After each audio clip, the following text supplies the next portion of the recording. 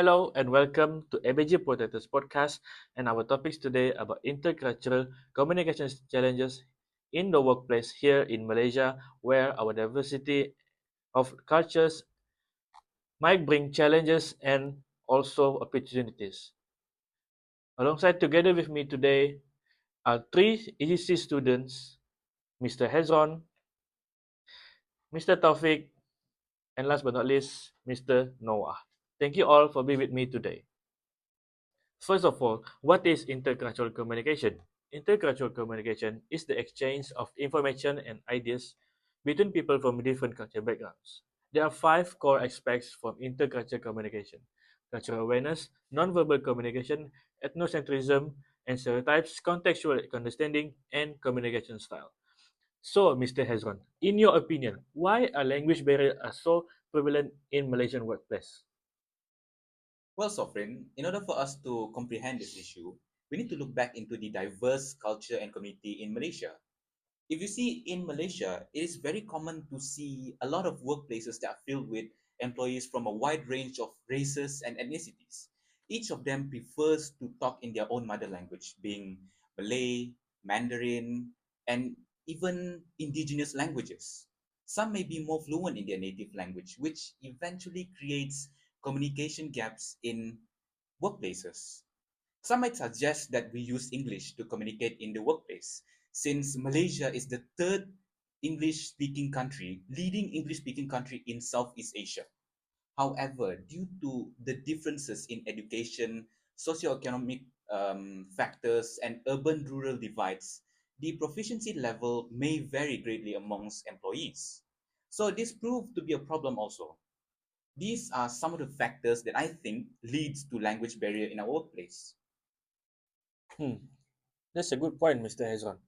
Now, Mr. Noah, based on what Hezron just said, how do you think that this whole intercultural communication really affects the workplace here in Malaysia? Absolutely. Working in a multicultural environment leads to a variety of languages spoken in the organization, which can create both opportunities and challenges. While it enriches the workplace with different perspectives, it can also lead to misunderstandings and miscommunications. For instance, when team members communicate in their mother tongues, those who aren't fluent in it may feel left out. This can lead to feelings of isolation and hinder collaboration. And even when English is used, the different accents and levels of proficiency can create barriers. Someone with a strong accent may be misunderstood, or their message might not be conveyed as intended, leading to frustration on both sides, which can also affect team dynamics. If employees feel like they can't express themselves fully or not understood, it may lower morale and reduce productivity. Hmm, that's a brilliant answer, Mr. Noah. For me, honestly, intercultural communication can also lead to stereotyping and cultural bias based on their ethnicity or their religion. For example, assumption of Malay colleagues always come late in meetings and do last minute works. Mr. Taufiq, based on these challenges and bad effects, how would you say that learning proper intercultural communication can help solve these problems? Thanks, Sofrin. Yes, learning proper intercultural communication is essential in addressing these challenges. When people understand the values, beliefs, and communication styles of other cultures, it builds mutual respect and reduces misunderstandings. Training on cultural awareness, for instance, can help employees recognize their own biases and avoid making assumptions based on stereotypes like the one you mentioned. It also promote empathy as people become more aware of how certain behaviors or language choices may be perceived by others. Additionally, improving intercultural communication skill can make it easier to establish a common language like English as the primary means of communication. This also helps bridge language barriers without anyone feeling left out.